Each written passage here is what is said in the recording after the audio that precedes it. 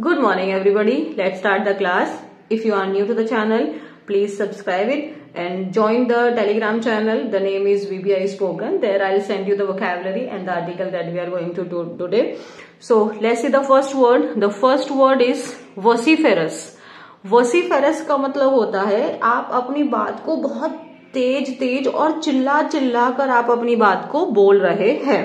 So repeatedly and loudly expressing your opinions and complaints. तो आप अपनी जो भी आपकी बात है, जो भी आप एक्सप्रेस कर रहे हैं, बहुत ऊंची आवाज में और आप रिपीट मतलब एकदम बहुत तेज चिल्ला कर बहुत ऊंची आवाज में अपनी बात को कहना. तो आप कैसे हैं? आउटस्पोकन हैं, एकदम आपको जो मन में आ रहा है बोल दे रहे हैं जोर से. विहमेंट होना, शोर मचाना, हल्ला गुल्ला करना, क्लैमरस होना.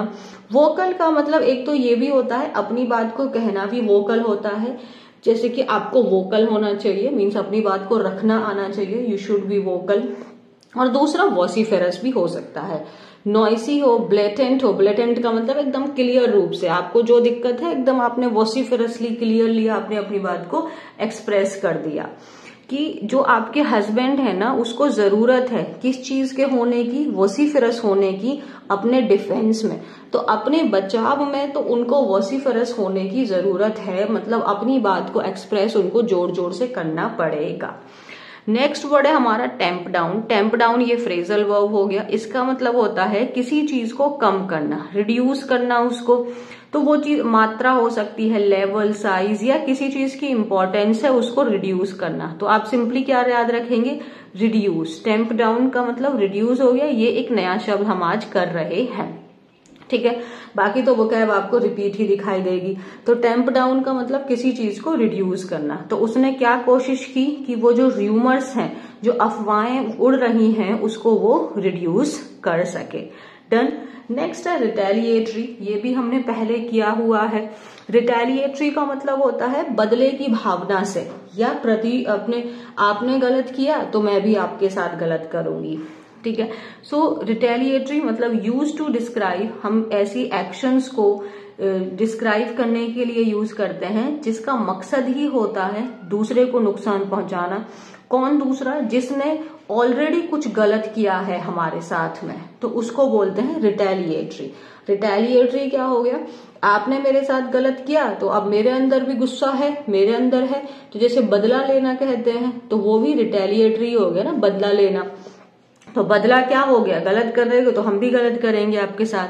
तो ये पार्ट्स ऑफ स्पीच एडजेक्टिव है. तो सिनोनिम एवेंजिंग, एवेंज है ना, बदला. इम्प्लेकेबल, इनिमिकल, हेटफुल है, रिवेंजफुल है, स्पाइटफुल है, नफरत से भरे हुए हैं. So there is always the possibility. हमेशा किस चीज की संभावना रहती है कि अगर हम कुछ करेंगे तो उसके बदले में रिटेलिएटरी मेजर्स होने की हमेशा संभावना रहती है. कि अगर आप कुछ करेंगे तो आपके बदले में भी लोग एक्शन लेंगे. Next exempt. एग्जेम्प्ट कर देना मतलब उसको उस चीज से निकाल देना. कि अगर बाकी सारी चीजें हैं लेकिन ये वाला प्रोडक्ट है, इसके ऊपर में कोई भी टैक्स नहीं लगेगा. मान लो सबके ऊपर में टैक्स लग रहा है लेकिन इसको एग्जेम्प्ट कर दिया, मतलब इसके ऊपर टैक्स नहीं लगेगा.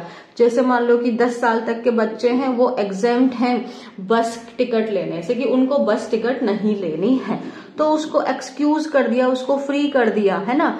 समवन और समथिंग फ्रॉम ड्यूटी. जो भी कोई टैक्स है, जो कोई पेमेंट वगैरह आपको करनी है, वो चीज आपको पे नहीं करना. So you are free from. आप फ्री हो उस चीज से, स्पेयर्ड हो, लिबरेट हो, फ्री हो और एक्सक्लूडेड हो. आप उस पोर्शन के अंदर इंक्लूडेड नहीं हो. तो जो आपके एनजीओज हैं उनको क्या कर दिया है? टैक्स पे करने से एग्जेम्प्ट कर दिया है कि एनजीओज को टैक्स पे करने की जरूरत नहीं है. उसको एग्जेम्प्ट कर दिया है, उसको उस लिस्ट से एक्सक्लूड कर दिया है, इंक्लूड नहीं है वो. नेक्स्ट है plunge into something. Plunge into something का मतलब होता है किसी बुरी सिचुएशन को एक्सप्रेस करना, मतलब एक्सपीरियंस करना. किसी बुरी सिचुएशन को एक्सपीरियंस करना. तो या फिर आपने खुद किया और किसी दूसरे इंसान को वो चीज महसूस करवाना. तो country was plunged into recession. Country किस में डूब गई थी? कंट्री किस चीज से भर गई थी? उसने क्या चीज एक्सपीरियंस की कि उनकी कंट्री में क्या आ गया है? रिसेशन आ गया है, मंदी आ गई है. नेक्स्ट है ब्लो बैक। ब्लो बैक का मतलब होता है जो भी आपने एक्शन किया है उसका नेगेटिव रिएक्शन, ठीक है। सो नेगेटिव रिएक्शन या result that were not intended. Obviously हम लोग कुछ भी काम करते हैं तो हम ये थोड़ी चाहते हैं कि इसका कोई नेगेटिव रिएक्शन हो। तो ब्लो बैक, आपका ब्लो बैक का क्या हो गया, आपका नेगेटिव रिएक्शन किसी चीज का, जैसे कि अब आपको आलोचना झेलनी पड़ रही है, लोग उसका विद्रोह कर रहे हैं, लोग आपसे नाराज हैं। तो हमने एक ऑलरेडी शब्द किया था फॉल आउट, रेपरकशंस हो जाते हैं, उसका आपको जो भुगतान है वो तो भुगतना ही पड़ेगा, परिणाम को भुगतना पड़ेगा। नेगेटिव इम्पैक्ट को हम जनरली रेपरकशंस कहते हैं। उसके साइड इफेक्ट हो गए, बैकलैश हो गया, है ना, लोगों उसकी आलोचना कर रहे हैं। तो ये जो पॉलिसी है इसको लोगों की आलोचना सहनी पड़ी, लोगों को कैसा रिएक्शन मिला, इसको नेगेटिव रिएक्शन मिला। नेक्स्ट है हमारा प्रीकेरियस। प्रीकेरियस का मतलब है अगर हम किसी चीज को प्रीकेरियस कह रहे हैं तो वो चीज कैसी है, खतरनाक है। क्यों खतरनाक है, क्योंकि या तो वो चीज सेफ नहीं है, या वो जो सामान है, मान लो हम किसी घर है, किसी ने अपना ना घर बनाया है और वो उसको हम प्रीकेरियस पोजीशन पे कह रहे हैं, तो मतलब उसकी जो नीचे की जो जमीन है ना वो फर्म नहीं है, वो आपकी कैसी है, वो कभी भी, मान लो जो गंगा जी के किनारे के जो जमीनें होती हैं वो कैसी होती हैं, वो प्रीकेरियस होती हैं, वो खतरनाक होती हैं। वहां पे अगर आपने मान लो 4 मंजिल का घर बना लिया तो वो डेंजरस है, कभी भी वहां पे बाढ़ आ जाएगी और घर टूट जाएगा, डूब जाएगा। तो प्रीकेरियस, अगर कोई स्टेट प्रीकेरियस है तो वो कैसी है, खतरनाक है, क्योंकि या तो वो सेफ नहीं है, सुरक्षित नहीं है, या उसको जहां रखा गया है वो ठीक से नहीं है, फॉर्मली स्ट्रांगली नहीं है। तो कैसी है वो चीज, डेंजरस है, हजार्डस है, रिस्की है, जैसे गैम्बलिंग है, ये क्या है, प्रीकेरियस है ना, पेरिलस है, डाइसी है और इनसिक्योर है। तो बहुत सारे बोरोवर्स ने क्या पाया अपने आप को कि वो एक डेंजरस, एक रिस्की, एक डाइसी फाइनेंशियल पोजीशन में, एक अनसेफ पोजीशन में उन्होंने अपने आप को पाया। नेक्स्ट क्या है, टैसिटली। टैसिट आपका एडजेक्टिव हो जाता है और टैसिटली आपका एडवर्ब है। टैसिटली का मतलब होता है किसी बात को बिना शब्दों में कहे, तो विदाउट एक्सप्रेसिंग समथिंग डायरेक्टली, मतलब उसको हमने डायरेक्टली नहीं बोला तो हम उसको कैसे बोल रहे हैं, संकेत में, ठीक है।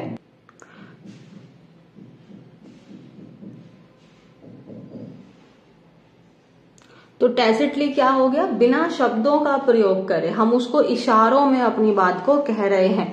तो अगर मान लो जैसे अभी हम पढ़ेंगे तो जैसे आप डोनाल्ड ट्रंप हैं, वो टैक्स लगा रहे हैं, तो ये बिना बोले ही दूसरी कंट्रियों को सजेस्ट कर रहे हैं ना कि आप भी भाई ऐसा कर सकते हो, ठीक है। तो क्वाइटली, बिना शब्दों में बोले, एकदम साइलेंटली। इम्प्लाइड क्या हो जाता है, सजेस्टेड है, हिंटेड है, बिना बोले उस चीज को। तो टैसिटली मतलब विदाउट एक्सप्रेसिंग समथिंग डायरेक्टली। तो गवर्नमेंट ने डायरेक्टली अपने शब्दों में तो कुछ नहीं बोला, लेकिन उन्होंने अप्रूव कर दिया है कोअर्सिव मेजर्स को कि हाँ आप ये इस तरीके के मेजर्स आप ले सकते हैं, लेकिन आप शब्दों में हम नहीं बोल रहे हैं वो चीज। तो अगर कभी भी इसका काउंटर अगर हमारे ऊपर में एक्शन लिया जाएगा तो हम बोलेंगे हमने ऐसा नहीं बोला था, लेकिन सामने वाले को हमने अपनी बात भी समझा दी। सो लेवी का मतलब क्या होता है, नाउन और वर्ब के रूप में होता है, किसी के ऊपर कर लगाना मीन्स टैक्स लगाना या फिर tax. So amount of money, जैसे कि टैक्स हो गया, जो हमें पे करना होता है गवर्नमेंट को या किसी भी ऑर्गेनाइजेशन को। सो हम वर्ब के रूप में देखें तो लेवी करने का मतलब इम्पोज करना, थोपना हो गया, चार्ज करना, डिमांड करना। टैक्स जो है ये वर्ब और नाउन दोनों की तरह यूज हो सकता है। ये नाउन के सिनोनिम हो गए, टैक्स हो गया, टैरिफ हो गया, ड्यूटी हो गया, फी, एक्साइज या टैक्सेशन, ठीक है। They imposed a 5% levy on alcohol, तो उन्होंने 5% का टैक्स लगाया है एल्कोहल के ऊपर। यहाँ पे ये किस चीज का काम कर रहा है, नाउन का काम कर रहा है। And the new tax was levied, यहाँ पे वर्ब हो गया, ऑन कंज्यूमर्स, तो एक कंज्यूमर्स के ऊपर में नया टैक्स लगाया गया है, नया टैक्स उनके ऊपर में इम्पोज किया गया है। तो यहाँ पे वर्ब हो गया और यहाँ नाउन हो गया। डन। नेक्स्ट वर्ड है हमारा रूम फॉर मनूवर। इसकी स्पेलिंग MANO, ठीक है, MANOEUVER। ओ यहाँ पे थोड़ा छिप गया था। सो इसका मतलब होता है, ये एक आपका नाउन फ्रेज की तरह काम करता है। रूम फॉर मनूवर का मतलब होता है कि अपॉर्चुनिटी टू चेंज प्लान्स। जो हमने प्लान बनाया है उसमें ऑप्शन है कि हम उसको बदल सकते हैं, स्कोप है हम उसको चेंज कर सकते हैं। उसमें जैसे कुछ कुछ चीजें होती है ना, इसमें कोई स्कोप ही नहीं है, हम उसको बदल ही नहीं सकते। सो हमारे पास मौका है उसको बदलने का, चीजों को डिफरेंट तरीके से करने का। सो बोथ साइड्स बिहेव, दोनों साइड्स कैसे बिहेव की, जैसे कि एज इफ, जैसे कि there is no room for manoeuvre, ओ यहाँ पे मिस हो गया है, बिटवीन देम। तो दोनों साइड्स ने कैसे बिहेव किया कि उनके बीच में अब कुछ भी बदलने के लिए जगह बची ही नहीं है, कोई ऑप्शन ही नहीं है उनके बीच में चीजों को सही करने का, उनको डिफरेंट काम करने का। नेक्स्ट वर्ड है हमारा स्किर्मिश। स्किर्मिश का मतलब झगड़ा हो जाता है, फाइट हो जाता है। तो फाइट है, कॉन्फ्लिक्ट है, कन्फ्रंटेशन हमने कल किया था, फ्रे, टसल और कॉम्बैट। डन। तो जो ये स्किर्मिशेस हैं, ब्रोक आउट मीन्स स्टार्ट हो गया। तो आपकी जो झगड़े थे, जो फाइट थे, जो कॉन्फ्लिक्ट थे, वो स्टार्ट हो गए किसके बीच में, जो रेबल ग्रुप्स हैं, जो ऑलरेडी आपस में विद्रोह कर रहे हैं, उनके बीच में लड़ाइयां शुरू हो गई। डीरेल का एक मतलब होता है जो आपकी गाड़ी होती है वो पटरी से उतर जाती है, रेलगाड़ी, उसको भी डीरेल कहते हैं। अगर आप जैसे मेरे फादर हैं, वो कहते हैं गाड़ी पटरी से उतर गई। जब उनका कुछ अनवांटेड खर्चा हो जाता है तो वो कहते हैं गाड़ी पटरी से उतर गई। मतलब जिस तरीके से वो एक्शन करना चाहते थे वो काम होने से क्या हो गया, प्रिवेंट हो गया, है ना। मान लो पापा का पैसा एक्स्ट्रा खर्च हो गया, कहीं पे उन्होंने प्लान नहीं बनाया था, बट मान लो उनके 10-20 हजार रुपए एक्स्ट्रा कहीं चले गए, तो अब उनकी गाड़ी पटरी से उतर गई। ये डायलॉग हमने बहुत बार सुना अपने बचपन में, शुरू से लेके। तो मतलब वो कहना ये चाहते हैं कि जो जैसे उनको काम करना था ना, वो काम नहीं हो पाया, वो रुक गया, वो उस सामान ने ना, जो खर्चा उनका हुआ है उसने उनके आगे बढ़ने से उस चीज में उस समय के लिए रोक दिया है, बाधा डाल दी है। थ्वार्ट का मतलब रोक देना, प्रिवेंट कर दिया, हिंडर कर दिया, इनहिबिट करना। तो जो ये फाइटिंग है, जो ये लड़ाइयां हैं, इसने क्या कर दिया है, धमकी दे दी है कि जो ये पीस टॉक्स हैं इसको क्या कर देगी, ये प्रिवेंट हो जाएंगी, ये थ्वार्ट हो जाएंगी, ये क्या हो जाएंगी, ये स्टॉप हो जाएंगी। तो अगर ये लड़ाइयां जो हैं, इससे क्या होगा, जो ये शांति के लिए जो बातचीत हो रही है उसको क्या कर दिया, उसके होने से क्या कर रही है, वो रोक रही है। ठीक है। तो ये रही हमारी वोकैबुलरी। अब हम करेंगे आर्टिकल। आज का आर्टिकल जो है हम इस तरीके से पढ़ेंगे कि हम उसको वर्ड टू वर्ड नहीं करेंगे, क्योंकि हमने ऑलरेडी उसको कई बार पढ़ा हुआ है। So if you are following classes regularly, then this article will be like a revision for you. Why? Because you will see vocabulary is so similar, or the vocabulary is repeating, and the article you already know about it, the story you know about it. तो ये चीज आपके लिए एक easy होना चाहिए और फटाफट से इसको आपको कैच कर लेना चाहिए। ठीक है। So let's see the article. What will be the impact of Trump's trade war. ये चीज हमने ऑलरेडी पढ़ी हुई है कि इम्पैक्ट क्या होगा, इसका प्रभाव क्या होगा जो ट्रम्प की ट्रेड वॉर है। ठीक है। Why has the US announced steep tariffs on imports from China, Canada and Mexico? Why मतलब क्यों, कि चाइना, कनाडा, मैक्सिको के ऊपर यूएस ने इतने स्ट्रिक्ट टैरिफ क्यों लगाए हैं। ठीक है। यहाँ पे क्वेश्चन पूछ रहा है, क्वेश्चन किस तरीके का है, क्यों लगाए हैं, तो उसका हम कुछ आंसर देंगे हाँ या ना के अलावा। तो क्वेश्चन में हमने एक WH वर्ड लगा दिया। जब भी हम क्वेश्चन पूछते हैं तो हेल्पिंग वर्ब सब्जेक्ट से पहले आती है, US subject, helping verb has, have, had. जब भी मेन वर्ब का, हेल्पिंग वर्ब का काम करता है तो उसकी जो मेन वर्ब होती है वो थर्ड फॉर्म होती है, तो अनाउंस्ड हो गया। टैरिफ्स क्या है, टैक्स को हो गया, तो ये नाउन हो गया। स्टीप क्या हो गया, ये एडजेक्टिव हो गया। कि ऑन इम्पोर्ट्स, इम्पोर्ट्स क्या हो गया, नाउन हो गया। ऑन क्या है, ऑन प्रेपोजिशन है। प्रेपोजिशन के बाद अगर कोई भी शब्द आ रहा है तो वो या तो नाउन होगा या प्रोनाउन होगा, क्योंकि वो उस प्रेपोजिशन का ऑब्जेक्ट बनने का काम करेगा। कहाँ से, ये फ्रॉम जो है वो आपका सोर्स दिखाता है, कहां से आ रहे हैं सामान, चाइना, कनाडा एंड मैक्सिको से। एक ये हुआ। What are the potential risk to such measures. अब फिर से क्वेश्चन पूछ रहा है कि ये जो स्टेप्स लिए जा रहे हैं इनसे खतरा क्या हो सकता है, इनसे प्रॉब्लम्स क्या हो सकती हैं। मेजर्स का मतलब एक्शंस हो गया, ठीक है। सच का पार्ट्स ऑफ स्पीच एडजेक्टिव हो गया, डन है। रिस्क क्या है, आपका नाउन हो गया।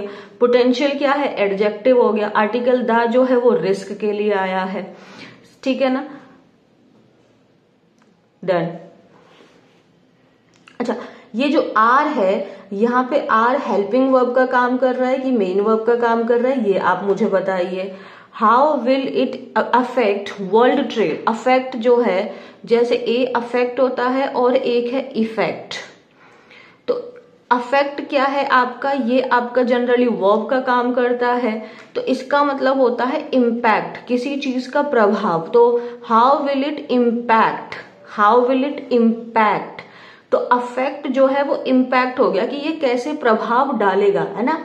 और जो इफेक्ट है, इफेक्ट जो है वो किसी चीज का रिजल्ट, द इफेक्ट, जैसे साइड इफेक्ट कहते हैं ना, तो वो होता है रिजल्ट, यानी कि ये नाउन का काम करता है जनरली, और अफेक्ट जो है ये वर्ब का काम करता है, और इसका मतलब होता है इम्पैक्ट, किसी चीज का प्रभाव डालना। और ये चीज कैसे इम्पैक्ट करेगी वर्ल्ड की ट्रेड को। How has China responded, has यहाँ पे हेल्पिंग वर्ब हुआ तो रिस्पॉन्डेड मेन वर्ब का थर्ड फॉर्म हो गया। चाइना ने किस तरीके से रिस्पॉन्ड किया इस चीज को लेके। In the case of Mexico and Canada में अगर हम देखें तो क्या ये जो चीज है, ये जो टैरिफ्स लगाए हैं, क्या ये वायलेट नहीं करता है जो फ्री ट्रेड पैक्ट, पैक्ट का मतलब एग्रीमेंट जो किया हुआ है यूएस ने इनके साथ में, तो क्या वो उस एग्रीमेंट का उल्लंघन नहीं करता है। डज जो है ये आपका हेल्पिंग वर्ब हो गया, इट जो है ये आपका सब्जेक्ट, वायलेट जो है ये आपका मेन वर्ब हो गया, डन। अब हम देखते हैं इसके आगे। तो स्टोरी क्या रही है अभी तक। US president Donald Trump has sought to deliver in the early days of his second term in office on his most vociferous campaign promise to slap a range of the US trading partners with significant tariffs in a bid to tamp down on undocumented। पूरा एक ही साथ है तो एकदम से पढ़ नहीं रहे हम लोग, देख लेते हैं। जो यूएस के प्रेसिडेंट डोनाल्ड ट्रंप हैं उन्होंने sought to deliver, उन्होंने मतलब किस sought यहाँ पे क्या है, ये सीक जो है, सीक का ही सेकंड फॉर्म है, थर्ड फॉर्म है ना, हैज के बाद आया है तो वर्ब का थर्ड फॉर्म हो गया। यहाँ पे ट्राई के लिए आ रहा है, तो वो क्या कर रहे हैं, डिलीवर करने की कोशिश कर रहे हैं अपने early days of the second term, जो उनका सेकंड टर्म का जो शुरू हुआ है उसके शुरुआती दिनों में ही जो उन्होंने एकदम चिल्ला चिल्ला कर जो अपने कैंपिंग प्रोमिसेस किए थे उनको डिलीवर करने की वो कोशिश कर रहे हैं। तो उसमें ही उन्होंने बोला था कि वो क्या करेंगे, जो यूएस के जो ट्रेडिंग पार्टनर्स हैं उनके ऊपर में सिग्निफिकेंट टैरिफ्स लगा देंगे। सिग्निफिकेंट मीन्स अच्छे खासे, जिसकी एक वैल्यू होगी, जो मीनिंगफुल होगा, ठीक है, जिससे एक इम्पैक्ट पड़ेगा। और वो टैरिफ्स क्यों लगाएंगे, ताकि वो टेम्प डाउन कर सकें। टेम्प डाउन करना मतलब कम करना, टेम्प डाउन क्या था वो अभी पढ़ा हमने, कम करना, ताकि वो कम कर सकें अनडॉक्यूमेंटेड माइग्रेंट्स को। माइग्रेंट कौन होता है, जो एक जगह से दूसरी जगह जाते हैं। तो जो अनडॉक्यूमेंटेड है, जो इलीगल तरीके से वहां पे यूएस में रह रहे हैं, जा रहे हैं, उनको रोक सकें। जो इलिसिट ड्रग इनफ्लो है, जो इलीगल है, जो खतरनाक है, डेंजरस है, वो जो ड्रग्स हैं, जो मेडिसिन हैं, उसको रोक सकें। तो इसके लिए उन्होंने क्या बोला था, अपनी जो कैंपेन्स थी वहीं पे बोला था कि भाई मैं ये करूंगा, ठीक है। और वाइल जबकि इसके साथ ऐसा अज्यूम किया जा रहा है कि वो उन कंपनीज को इंसेंटिवाइज करेंगे। इंसेंटिवाइज करना मीन्स मोटिवेट करना, प्रमोट करना उसको। कौन सी कंपनी, जो क्रिएट करेंगी जॉब यूएस में, ठीक है। इस जैसे अभी मैं पढ़ रही हूं ना, आप देखेंगे मैं एक एक शब्द नहीं पढ़ रही, इसको हम लोग बोलते हैं स्किम करना। और ये कब आता है, जब हम उसको डेली फॉलो अप करेंगे, तो फिर हमें एक एक लाइन नहीं पढ़नी पड़ेगी। उनके जो एडमिनिस्ट्रेशन के जो इनिशियल एक्शंस हैं वो क्या है कि वो टू यूज एग्जीक्यूटिव ऑर्डर्स, वो अपने ऑर्डर्स का इस्तेमाल कर रहे हैं, इम्पोज कर रहे हैं 25% तक का टैरिफ टैक्सेस आपके कैनेडियन एंड मैक्सिकन गुड्स के ऊपर।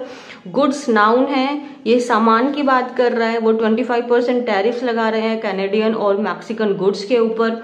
10% का टैक्स लगा रहे हैं एनर्जी प्रोडक्ट्स जो आपके कनाडा से आ रहे हैं, and wide range of goods, बहुत सारे सामान जो चाइना से आ रहे हैं। ठीक है, इस चीज ने क्या कर दिया है, रोइल्ड कर देना, मतलब किसी चीज को डिस्टर्ब कर देना, उसको अपसेट कर देना। तो जो स्टॉक मार्केट है उसको परेशान कर दिया है, उसको डिस्टर्ब कर दिया है। कहां पर? All over the world, across the world means all over the world, और खास करके पर्टिकुलरली अगर हम एशिया की बात करें तो। यहां तक समझ में आए? इसमें सिर्फ इतना है कि यूएस डोनाल्ड ट्रंप ने जो उन्होंने अपनी कैंपेन्स जो की थी उस पर जो प्रॉमिस किया था उसको डिलीवर करने की कोशिश कर रहे हैं। तो उसमें यही था कि वो जो अनडॉक्यूमेंटेड माइग्रेंट्स हैं उसको उनको एकदम मतलब खत्म कर देंगे, उनको निकाल देंगे और आने से रोक देंगे। जो आपका इलीगल ड्रग्स हैं जो खतरनाक हैं यूएस के लिए उसको भी रोक देंगे। टैरिफ्स लगाने की बात हुई है, तो ये सब चीजें वो ऑलरेडी कर रहे हैं। डन। नेक्स्ट क्या है? What followed the announcement. अब जो ये अनाउंसमेंट्स हुई हैं इसके बाद में क्या हुआ? ठीक है, एस बीजिंग, जो आप जानते हैं चाइना कैपिटल है, बोर्ड करना मतलब किसी चीज की कसम खा लेना। उन्होंने कसम खाई है कि वो एक लॉ शूट यानी केस फाइल करेंगे WTO में, वर्ल्ड ट्रेड ऑर्गेनाइजेशन में। किसके खिलाफ? यूएस के खिलाफ। किस चीज के लिए? रीजन क्या है उनका? Wrongful practice. तो चाइना ने क्या बोला है कि वो केस फाइल करेंगे WTO में यूएस के खिलाफ जो वो गलत तरीके से काम कर रहे हैं। ओटावा कनाडा की हो गई, एंड मैक्सिको सिटी ने भी अनाउंस किया कि वो लोग क्या करेंगे, वो भी टैरिफ्स लगाएंगे रिटेलिएटरी। रिटेलिएटरी मतलब आपने हमारे साथ गलत किया तो हम भी आपके साथ गलत करेंगे। तो यूएस ने बोला है कि हम लोग वर्ल्ड ट्रेड ऑर्गेनाइजेशन में यूएस के खिलाफ में, चाइना ने बोला है कि हम आपके खिलाफ में केस फाइल करेंगे, और आपके कनाडा एंड मैक्सिको ने बोला है कि हम भी आपके ऊपर में जैसे अगर आप हमारे ऊपर टैरिफ लगा रहे हैं तो हम भी लगाएंगे। अब ऐसा मिस्टर ट्रंप अपीयर्ड, ऐसा प्रतीत होता है कि वो बैक डाउन हो गए हैं, पीछे हट गए हैं अपनी पोजीशन से। ऐसा लग रहा है कि वो जो टैरिफ्स लगाने का खेल खेल रहे थे उससे लग रहा है कि वो पीछे हट गए हैं। Following discussions with Mexican president, तो जो उनके मैक्सिकन प्रेसिडेंट क्लॉडिया शेइनबाउम हैं उनके साथ में जब उनका डिस्कशन हुआ, बातचीत हुई, और जो आपके मैक्सिकन ऑफिशियल्स हैं उन्होंने क्या बोला कि mister Trump said the White House had agreed to pause the tariff action for a month, कि व्हाइट हाउस ने बोला है कि जो मिस्टर ट्रंप हैं वो अग्री हो गए हैं, जो अभी टैरिफ है आपका कनाडा के ऊपर उसको 1 मंथ रोकने के लिए तैयार हो गए हैं। ठीक है, और in the wake of Mexico, और इसके साथ में जो मैक्सिको है उसने कमिट किया है, प्रॉमिस किया है कि वो अपने 10,000 नेशनल गार्ड ट्रूप्स को मैन करेगी अपने नदर्न बॉर्डर्स पे, and longer term bilateral deal होगी इन लोगों के बीच में। तो एक तो हो गया, ठीक है, कनाडा के जो प्रेसिडेंट है उनसे बात करने के बाद में मिस्टर ट्रंप ने बोला कि अभी हम 1 महीने तक आपके ऊपर में टैरिफ नहीं लगाएंगे। इसी के साथ में आपके जो कनाडा वाले हैं, मैक्सिको वाले हैं, उनसे बातचीत हो गई है कि आप 10,000 अपने जो आपके जो सैनिक हैं उनको आप अपने नदर्न बॉर्डर पे लगाइए, और हम क्या करेंगे फिर हमारे साथ में डील्स होंगी, हम काम करेंगे। तो उसके साथ भी उन्होंने सिमिलरली सेम चीज जो आपके मैक्सिको के कनाडा के साथ है वही मैक्सिको के साथ भी हो गई है कि 30 डे का पॉज लगा दिया है टैरिफ एक्शन का। ठीक है, जब उन्होंने कनाडा के जो प्रेसिडेंट हैं जस्टिन ट्रूडो से बात की कि हम लोग एक साथ मिलकर काम करेंगे। डन है यहाँ तक? यहाँ पे आप एक देखो, ये जो मैन शब्द है हम लोग जनरली नाउन के फॉर्म में जानते हैं, बट ये टू के बाद आया है, टू वर्ब हुआ, तो यहाँ पे टू मैन ये किसके रूप में आ रहा है? ये वर्ब के रूप में आ रहा है। टू मैन यहाँ पे वर्ब के रूप में आ रहा है। ठीक है, मैन यहाँ पे वर्ब के रूप में, तैनात करने के रूप में। इसके बाद में क्या है? His government sought to appoint, ये जो एक ड्रग है फेंटेनिल, ये एक ड्रग है जिससे क्या होता है कि बहुत सारी ओवरडोज लेने से डेथ हो रही थी। तो इस चीज के ऊपर भी यूएस के जो प्रेसिडेंट है उन्होंने सवाल उठाया था, और जो आपके कनाडा जो है उसने इस चीज को मान लिया है कि हाँ ठीक है, इसके खिलाफ भी हम लोग अपनी कमेटी बनाएंगे। ठीक है। सो मैक्सिकन कार्टेल्स, कार्टेल्स कौन होती हैं? कार्टेल्स होती हैं आपकी ऑर्गेनाइजेशंस। उन्होंने बोला है कि जो, और क्या बोला है कि जो मैक्सिकन ऑर्गेनाइजेशन है वो जो कार्टेल्स स्पेशली आपकी ये इलीगल ड्रग्स की सप्लाई करते हैं, मनी लॉन्ड्रिंग करते हैं, तो उनको इन्होंने बोला है कि उसको आप टेररिस्ट ग्रुप साबित घोषित करिए, और लॉन्च करेंगे हम लोग एक Canada US joint strike force, ताकि हम कॉम्बैक्ट कर सकें। कॉम्बैक्ट करना मीन्स फाइट करना, ताकि हम फाइट कर सकें क्राइम के खिलाफ, और जो ये मेडिसिन है, ड्रग है, इसके खिलाफ, और मनी लॉन्ड्रिंग के खिलाफ। ठीक है। While the tariffs on Chinese goods are in force, जबकि अभी आपने देखा कि मैक्सिको के ऊपर, कनाडा के ऊपर तो ये लोग बातचीत कर रहे हैं, पॉज लगा दिया है वन मंथ का, लेकिन चाइना के ऊपर जो है, उनके जो चाइनीज गुड है उनके ऊपर जो टैरिफ है वो इन एक्शन है। मिस्टर ट्रंप ने टेम्परली एग्जेम्प्ट कर दिया है जो स्मॉल वैल्यू पैकेजेस हैं जो वहां से आते हैं। अभी उन्होंने जो छोटे छोटे सामान हैं उनको तो एग्जेम्प्ट कर दिया है, उनके ऊपर टैक्स नहीं लगाया है। कैसे? After the US portal service was plunged into chaos as it struggled to deal with the new regulation। तो मिस्टर ट्रंप ने जो चाइना के जो आपके स्मॉल पैकेज, जो स्मॉल वैल्यू पैकेज हैं, उनके ऊपर में उनको एग्जेम्प्ट क्यों किया? क्योंकि जो यूएस की खुद की जो पोस्टल सर्विस है वो फंस गई, वो खुद chaos मतलब एकदम डिस्टरबेंस, कंफ्यूजन में, और जो वहां के जो न्यू रूल्स एंड रेगुलेशंस हैं उसको वो डील नहीं कर पा रहे। तो इस वजह से उन्होंने कहा कि चलो ठीक है, हम तुम्हारे सामान के ऊपर में भी टैक्स नहीं लगाते हैं। What is the broader context for the tariffs? तो ये जो टैरिफ्स लगाए जा रहे हैं इसका एक बड़े रूप में अगर हम देखें तो क्या है?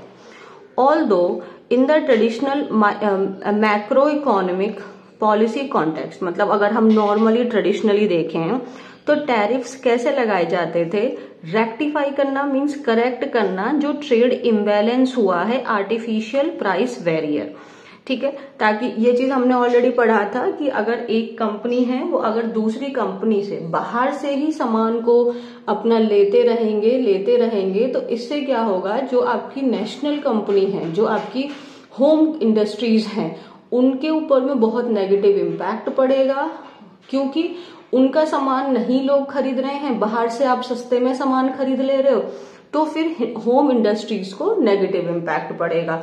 तो फिर जो वहां की जो गवर्नमेंट है उन्होंने बाहरी सामान के ऊपर टैक्स लगा दिया ताकि होम इंडस्ट्रीज को आगे बढ़ावा मिले। तो ऐसा इसीलिए किया जाता था क्योंकि जो इम्बैलेंस क्रिएट हो रहा है उसको करेक्ट करने के लिए, और एक आर्टिफिशियल प्राइस वेरियर लग गया कि जो बाहर से सामान आ रहा है अब उसके ऊपर अगर हम टैक्स लगा देंगे तो वो महंगा हो गया, तो लोग अब वो सामान लोग खरीदने की बजाय अपनी होम इंडस्ट्रीज का सामान खरीदा जाएगा, इसलिए। लेकिन जो जस्टिफिकेशन दी गई है ट्रम्प के व्हाइट हाउस के द्वारा कि जो वो टैरिफ लगा रहे हैं वो ये है कि ये जो टैरिफ है ये क्या करेगा, ये एड्रेस करेगा किस चीज को, जो नेशनल इमरजेंसी हो गई है हमारी कंट्री में। नेशनल इमरजेंसी किसकी वजह से हुई है? जो बहुत ज्यादा थ्रेट क्रिएट की जा रही है इलीगल एलियंस की वजह से। एलियंस मतलब अनडॉक्यूमेंटेड माइग्रेंट्स हो गए, वहां के जो लोग हैं वहां पे, और जो बहुत सारे ड्रग्स है जिसमें आपका ये एक ड्रग भी है। तो उन्होंने जनरली ऐसा इसलिए किया जाता था ताकि आर्टिफिशियल प्राइस बैरियर क्रिएट करके होम इंडस्ट्रीज को बढ़ावा मिले। लेकिन व्हाइट हाउस ने क्या बोला है कि भाई हमारे देश में नेशनल इमरजेंसी हो गई है, और वो कैसे हुई है, क्योंकि बहुत ज्यादा हमारे देश को खतरा हो गया है बाहर के लोगों से, और जो ड्रग्स आ रहे हैं इसको रोकने के लिए हम टैरिफ लगा रहे हैं। अब ये जो तर्क उन्होंने दिया है टैरिफ लगाने का, फॉर प्रपोजिशन हुआ, तो इसीलिए यहाँ पे इम्पोजिंग लगाया है। इम्पोज वर्ब है, वर्ब का आईएनजी फॉर्म। जो उन्होंने तर्क दिया है टैरिफ लगाने का पूरे फॉर अक्रॉस द बोर्ड, ये क्या करता है, पोटेंशियली रिस्क ब्लो बैक, इसका एक नेगेटिव इम्पैक्ट भी होगा बाकी नेशन से। वो क्या होगा, इनएविटेबल रिटेलिएटरी टैरिफ्स, कि जो जिस जिस देश के ऊपर में अगर आप टैरिफ लगाएंगे तो ऐसा होगा ही होगा, इस चीज को टाला ही नहीं जा सकता है कि वो देश आपके ऊपर में बदले में टैरिफ ना लगाए, है ना। इससे क्या होगा, तो रिजल्टिंग ट्रेड वॉर है ये और सीरियसली डैम्पन कर देगी, वीक कर देगी जो देश में जो वर्ल्ड ट्रेड है। तो ये चीज क्या करेगी कि हर एक कंट्री आप उसके ऊपर टैरिफ लगाएंगे, वो रिटेलिएटरी टैरिफ लगाएगा, तो इससे क्या होगा, जो वर्ल्ड ट्रेड है वो और कमजोर हो जाएगी। वो भी कैसे समय पर, एक ऐसा समय जो ग्लोबल इकोनॉमिक ग्रोथ प्रोस्पेक्ट से कैसा है, अनस्टेबल है, रिस्की है, ठीक है। और आयरनी तो ये देखो, आयरनी का मतलब क्या होता है, हम कह कुछ और रहे हैं, हमारा मतलब कुछ और है। Is escalating tit for tat tariffs will likely exert a strong upward force on the prices that US consumers pay for imported products and ignite a broader inflationary trend through higher input price across industries। अब देखो, ये देखो, US में जो president Donald Trump है वो अपनी country को बचाने के लिए लगा रहे हैं, ठीक है, उनका मतलब ये है। लेकिन इसके विपरीत क्या होगा, इसके विपरीत ये होगा कि जो ये टिट फॉर टैट का टैरिफ है आप लगा रहे हैं तो वो भी लगाएगा।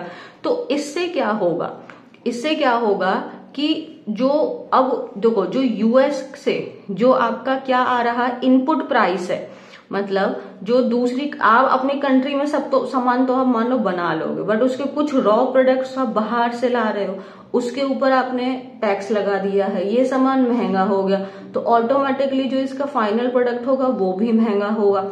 अब यूएस का जो कंज्यूमर है वो महंगा पैसा ही तो देगा, तो इससे क्या होगा, इससे आपकी और महंगाई बढ़ेगी, इससे आपका ही इन्फ्लेशन बढ़ेगा, ठीक है। तो आप बचा रहे हो कि फंसा रहे हो, तो आयरनी हो गई, कह कुछ और रहे हैं कि हम अपने देश को प्रोटेक्ट कर रहे हैं, बट उल्टे में क्या होगा कि आप ही के लोगों को ज्यादा पैसा देना पड़ेगा क्योंकि उनका जो इनपुट प्राइस है वो बढ़ गया है, ठीक है। सेकंड कॉज क्या है, सेकंड कॉज फॉर कंसर्न, चिंता का विषय क्या है, जो ट्रम्प की एडमिनिस्ट्रेटिव टैरिफ प्लान है। तो सेकंड कॉज ऑफ कंसर्न क्या है, वो ये है, इट टैसिटली, एकदम शांति से बिना बोले एंडोर्स कर रही है, सपोर्ट कर रही है कि जो टैरिफ्स हैं उसको वेपनाइजेशन की तरह हम यूज कर सकें, हम इसको हथियार की तरह यूज कर सकें, counter measures against unrelated inter country disputes.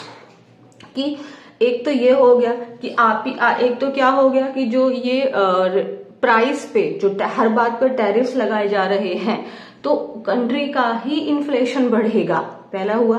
दूसरा कॉज ऑफ कंसर्न क्या है कि ये जो ट्रम्प जो ये इस्तेमाल कर रहे हैं, ये क्या सजेस्ट कर रहा है बाकी कंट्रियों के लिए भी कि ठीक है, हम भी टैरिफ को एक हथियार की तरह इस्तेमाल कर लेते हैं, किसी भी कंट्री से हमको प्रॉब्लम है तो उसको हम काउंटर मेजर्स में हम मिलिट्री फोर्स लगाने की बजाय हम आपके ऊपर टैरिफ लगा देंगे। तो ये इस चीज को भी सपोर्ट कर रहा है, उसको बढ़ावा दे रहा है।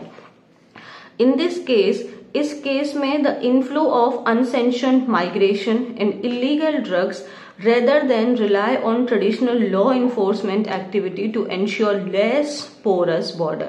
तो इस केस में क्या होना चाहिए था, जो आपके अनसेंशन्ड माइग्रेशन है, इलीगल ड्रग्स है, इसको रोकने के लिए किस चीज के ऊपर डिपेंड होना चाहिए था, रिलाई ऑन मीन्स डिपेंड होना चाहिए था ट्रेडिशनल लॉ इन्फोर्समेंट के ऊपर, बजाय किसके जो आप कर रहे हैं।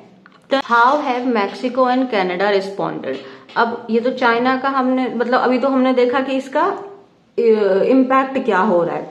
अब देखते हैं मैक्सिको और कनाडा ने कैसे रिस्पॉन्ड किया। अगर हम व्हाइट हाउस के अकॉर्डिंग देखें तो जो मैक्सिकन ड्रग ट्रैफिकिंग ऑर्गेनाइजेशंस हैं उनका इनटॉलरेबल अलायंस है गवर्नमेंट ऑफ मैक्सिको के साथ में। तो अगर हम व्हाइट हाउस के अकॉर्डिंग देखें तो उनका कहना है कि जो आपकी ट्रैफिकिंग ऑर्गेनाइजेशंस हैं, मैक्सिकन की जो ड्रग ट्रैफिकिंग ऑर्गेनाइजेशंस हैं, उनका इनटॉलरेबल का मतलब होता है असहनीय, उनका डायरेक्ट संबंध है, अलायंस मतलब संबंध है, ग्रुप में है वो लोग गवर्नमेंट ऑफ मैक्सिको के साथ में। मतलब वो जो आपके ड्रग ट्रैफिकिंग ऑर्गेनाइजेशंस हैं और जो गवर्नमेंट ऑफ मैक्सिको है, वो दोनों एक साथ मिलके काम कर रहे हैं, ऐसा व्हाइट हाउस का कहना है। एंड द लेटर मतलब बाद वाला कौन हुआ? Government of Mexico. और जो गवर्नमेंट ऑफ मैक्सिको है वो क्या करती है? Afforded safe havens for the cartels मतलब यही जो आपके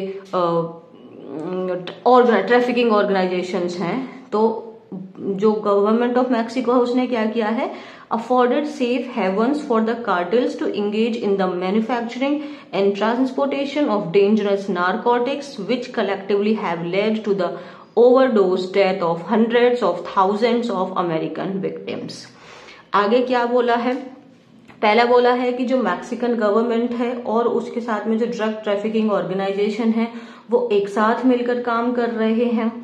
और जो गवर्नमेंट ऑफ मैक्सिको है वो क्या कर रही है? इनके लिए एक स्वर्ग बना दे रही है ताकि ये जो ऑर्गेनाइजेशंस हैं वो मैन्युफैक्चर करें, ट्रांसपोर्ट करें ये जो खतरनाक नारकोटिक्स है, जिससे क्या हो रहा है, जिसके ओवरडोज से डेथ हो रही है बहुत भारी मात्रा में अमेरिकन लोगों की। ठीक है, ट्रम्प की एडमिनिस्ट्रेशन ने और क्या बोला है? और ये बोला है that there is a growing presence of Mexican cartels operating fentanyl and nitazene synthesis labs in Canada.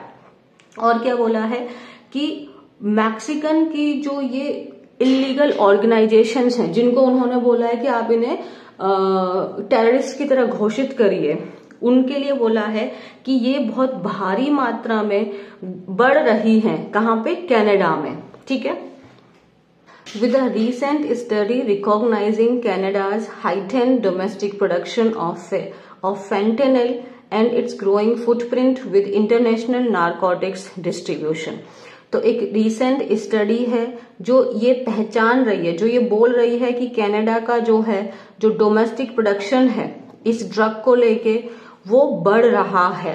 ठीक है, और उसके साथ में growing footprint when international narcotics distribution. तो सिंपली बात है कि जो आपका कनाडा है उसका बहुत बड़ा रोल हो रहा है इलीगल ड्रग्स के सप्लाई में।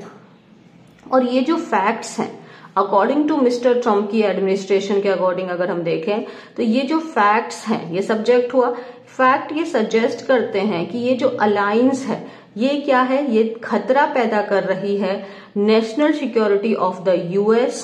ठीक है, जिसके लिए requiring the eradication of the influence of these dangerous cartel. तो अब किस चीज की जरूरत हो गई है कि ये जो खतरनाक जो ऑर्गेनाइजेशंस हैं इनको इरेडिकेट करने के लिए, इनको एकदम खत्म करने के लिए। परहैप्स शायद इम्बोल्डन मीन्स किसी चीज से आपको बहुत सपोर्ट मिल जाना, बहुत बढ़ावा मिल जाना। तो उनकी जो सक्सेस उनकी हुई थी किस चीज को मैं लेके कि जो कोलंबिया है उसको उन्होंने मनवा दिया, जितने भी अपने देश से उन्होंने वहां भेज दिए थे वापस लोग जो उनके नहीं थे, जो कोलंबिया के थे, तो उनको मनवा दिया कि भाई अपने लोगों को आप वापस लीजिए, है ना, flown to Bogota by military aircraft. तो इस चीज ने क्या कर दिया है? उनकी और स्ट्रेंथ को बढ़ा दिया है। Mister Trump has used tariffs to bring Mexico and Canada to the negotiating table. अब देखो, अब मिस्टर ट्रम्प ने क्या किया है? टैरिफ्स का इस्तेमाल करके जो मैक्सिको और कनाडा है उसको ले आए हैं कि भाई आ जाओ बैठो, अब हम लोग करते हैं नेगोशिएशन। इवन इफ भले ही ये जो प्रपोजल है ये उनका उल्लंघन करता है जो उन्होंने यूएस मैक्सिको कनाडा का जो उनका फ्री ट्रेड पैक्ट था, भले ही उसने इस चीज को उसका उल्लंघन किया हो, लेकिन उससे ट्रम्प जी को कोई फर्क नहीं पड़ता। ठीक है, मैक्सिको ने तो ऑलरेडी डिप्लॉय कर दिए हैं, तैनात कर दिए हैं मोस्ट इफ नॉट ऑल, सारे नहीं लेकिन ज्यादातर, तो जितने लोग उन्होंने प्रॉमिस किए थे 10,000 ट्रूप्स जो उन्होंने प्रॉमिस किए थे यूएस बॉर्डर को प्रोटेक्ट करने को लेके, उसको सर्वाइव करने को लेके, फ्रॉम किससे, अनऑथराइज्ड क्रॉसिंग से। तो जो आपका मैक्सिको है उसने तो ऑलरेडी ये काम शुरू भी कर दिया है। तो देखो ट्रम्प जी का काम मतलब रिजल्ट लेके आ रहा है उनके लिए। रिपोर्ट्स ने ये भी सजेस्ट किया है कि जो मैक्सिकन अथॉरिटीज हैं उन्होंने जब्त की हैं 20 मिलियन डोज ये जो ड्रग है, जब से जो वहां की जो प्रेसिडेंट हैं वो उन्होंने अपना कार्यकाल संभाला है, तब से 20 मिलियन डोज ऑफ फेंटेनिल के जब्त किए गए हैं। ठीक है, जो मिस्टर ट्रूडो हैं कनाडा के प्रेसिडेंट, उन्होंने इनिशियली कैसे रिस्पॉन्ड किया था कि हम लोग भी तुम्हारे ऊपर चार्ज लगा देंगे। ठीक है, उन्होंने अनाउंस किया कि हम भी तुम्हारे ऊपर रिटेलिएटरी टैरिफ लगाएंगे।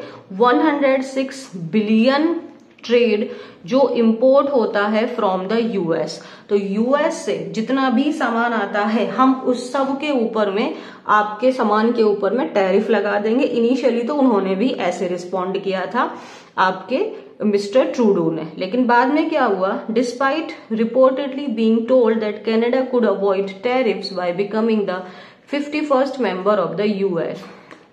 ठीक है, तो पहले उन्होंने बोला, लेकिन इन सब चीज के बाद में कनाडा जो है वो इस टैरिफ्स को अवॉइड कर सकती है अगर वो यूएस का 51st मेंबर बन जाए तो। एंड देन उसके बाद में रिवाइव किया border security package set to worth $900 million announced last year, और उन्होंने प्रॉमिस किया है कि जो ये ड्रग है इसके खिलाफ भी हम लोग कमेटी बिठाएंगे।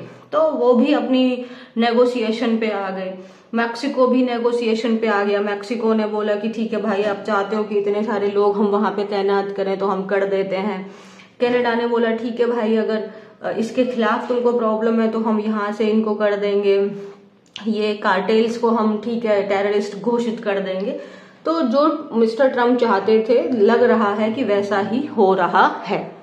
तो अभी हमने मैक्सिको और कनाडा का देखा, अब देखते हैं चाइना ने कैसे रिस्पॉन्ड किया है। मिस्टर ट्रम्प ने 10% का टैरिफ लगाया है चाइनीज प्रोडक्ट्स के ऊपर, और ये रिलेटिवली मॉडेस्ट है क्योंकि उन्होंने क्या बोला था, वो 60% का टैरिफ लगाएंगे। अर्लियर उन्होंने ऐसा बीजिंग को धमकी दी थी। उन्होंने बोला कि हम तुम्हारे सामान के ऊपर 60% का टैरिफ लगाएंगे, लेकिन एक्चुअली में उन्होंने 10% का लगाया है। नेवरदलेस, इन सब चीजों के बावजूद, in spite of this, China quick था इस चीज को अनाउंस करने में कि हम आपके ऊपर में 15% का टैरिफ लगा रहे हैं, आप थमो, हम आपके ऊपर, आपने 10 लगाया है ना, धमकी देके आपने हमारे ऊपर 10 लगाया, हम आपके ऊपर लगाएंगे 15% का। ठीक है, उन्होंने तो China was quick to announce a 15% counter tariff to be levied on upon imports of US coal and liquefied natural gas. ठीक है, तो उन्होंने, चाइना ने यूएस का जो कोल है और जो आपका नेचुरल गैस है, लिक्विफाइड नेचुरल गैस है, उनके ऊपर में 15% का टैक्स लगा दिया। ठीक है, और किसके ऊपर, जो क्रूड ऑयल है, एग्रीकल्चर मशीनरी है, और बाकी सारी जो सर्टेन कार्स हैं। And measures that are set to kick in, और ये जो चीजें, जो एक्शंस हैं, उन्होंने बोला है ना कि 15% का टैक्स लगाएंगे, और वो उन्होंने आज तक का टाइम दिया कि आज से हम आपके ऊपर में 15% का टैक्स शुरू कर देंगे। मोर एक्सपेंसिव काउंटर अटैक में अगर हम देखें तो जो चाइनीज गवर्नमेंट है उसने और आगे क्या किया है, एंटी ट्रस्ट प्रोब खोल दी है, इन्वेस्टिगेशन खोल दी है गूगल पे। तो क्या खोल दिया है कि जो बहुत सारे यूएस के जो फैशन और बायोटेक कंपनीज हैं उनको बोल दिया है कि ये जो चीजें हैं ये अनरिलायबल हैं। तो भाई एक तो ये बोला कि उन्होंने काउंटर अटैक में 15% का टैक्स के बोल दिया कि हम आपके ऊपर लगाते हैं, जो कि आज से शुरू होता है। उसके बाद उन्होंने दूसरा क्या बोला है कि हम तुम्हारे खिलाफ वर्ल्ड ट्रेड ऑर्गेनाइजेशन में तुम्हारे खिलाफ केस फाइल करेंगे। और क्या किया है कि गूगल पे उन्होंने एक और फाइट शुरू कर दी है। उन्होंने क्या बोला है कि जो यूएस का फैशन और बायोटेक कंपनीज है उनको किस चीज का नाम दे दिया है कि वो अनरिलायबल हैं, उन कंपनीज के ऊपर में भरोसा नहीं किया जा सकता। एंड उनके ऊपर लिमिट्स लगा दी है एक्सपोर्ट ऑफ क्रिटिकल मिनरल्स और फॉर हाईटेक प्रोडक्ट्स, कि हम लोग हाई टेक प्रोडक्ट को आपकी कंट्री में कम एक्सपोर्ट करेंगे। नेवरदलेस, लेकिन इन सब चीजों के बावजूद भी जो एनालिस्ट हैं वो ये सजेस्ट करते हैं कि जो दोनों साइड्स हैं, यानी जो चाइना है और जो यूएस है, उन्होंने अपने आप को रिफ्रेन किया है, रोका है फ्रॉम एक्सेसिव और नी जर्क रिएक्शन। नी जर्क रिएक्शन क्या होता है? क्विक रिएक्शन, जिसमें हम बहुत ज्यादा बिना सोचे विचार किए करते हैं। तो हमें तो ऐसा लग रहा है कि लोग ये दोनों बिना सोचे विचार किए काम कर रहे हैं, लेकिन ऐसा नहीं है। जो एनालिस्ट हैं वो ये सजेस्ट कर रहे हैं कि इन्होंने एक्सेसिव और नी जर्क रिएक्शन से अपने आप को रिफ्रेन किया है। इवन दो जो यूएस का जो 10% टैरिफ है चाइना के ऊपर, ये क्या कर रहा है? ऐड कर रहा है वो प्री एग्जिस्टिंग टैक्स जो मिस्टर ट्रंप ने अपने फर्स्ट टर्म में लगाए थे। तो मिस्टर ट्रंप ने अपने फर्स्ट टर्म में ऑलरेडी चाइना के ऊपर में टैक्स लगाया हुआ था। अब जो 10% है वो उस चीज को और एड ऑन ही किया है। और इससे क्या हुआ है? And this leaves room for manoeuvre in negotiation that may follow when mister Trump meets Chinese president x Jinping in the near future. अब इस चीज से क्या हो गया है कि हाँ, एक रास्ता और खुल गया है कि वो लोग आपस में बातचीत करें, नेगोशिएशन करें, जब मिस्टर ट्रंप जो हैं वो चाइनीज प्रेसिडेंट से मिलेंगे। तो हाउएवर, लेकिन मिस्टर ट्रंप प्रॉमिसिंग, उन्होंने स्ट्रिंजेंट टैरिफ के लिए प्रॉमिस किया है जो आपके ईयू है उसके खिलाफ, और बाकी जो भी रेसिप्रोकल टैरिफ्स वो लगाएंगे सारे trading partners of the US in the days ahead of his mission to level the playing field. मतलब उन्होंने बोला है, फिर भी मिस्टर ट्रंप पता नहीं क्या करना चाहते हैं, अपनी बात से हट, मतलब सीधी बात है कि हम धमकी देके अपनी बात मनवा रहे हैं। वो एक तो यही क्लियर निकल के आ रहा है। तो मिस्टर ट्रंप ने ये भी प्रॉमिस किया है कि हाँ, हम और स्ट्रिक्ट एक्शंस लेंगे ईयू के खिलाफ और जो भी ट्रेडिंग पार्टनर्स हैं यूएस के साथ में आने वाले दिनों में, ताकि वो जो अपना गेम है उसको और लेवल अप कर सकें। और इससे क्या हो रहा है, ये जो ट्रेड फाइट है ये क्या कर रही है, जो ग्लोबल ग्रोथ प्रोस्पेक्ट है तो उसके आगे मतलब जो ये फाइट्स हैं, ऐसे लग रहा है कि जो ग्लोबल ग्रोथ है उसको संभावना है कि ये और डाउन ही करेगी, उसको प्रिवेंट करेगी आगे बढ़ने से। सो आज की जो क्लास थी ये एक टाइप ऑफ रिवीजन ही रही होगी आपके लिए, ठीक है। वोकैबुलरी देख लेना, बहुत सारी है और आपको लर्न होने अब स्टार्ट हो जानी चाहिए। So if you like the video then like it, share it, subscribe the channel and thank you so much.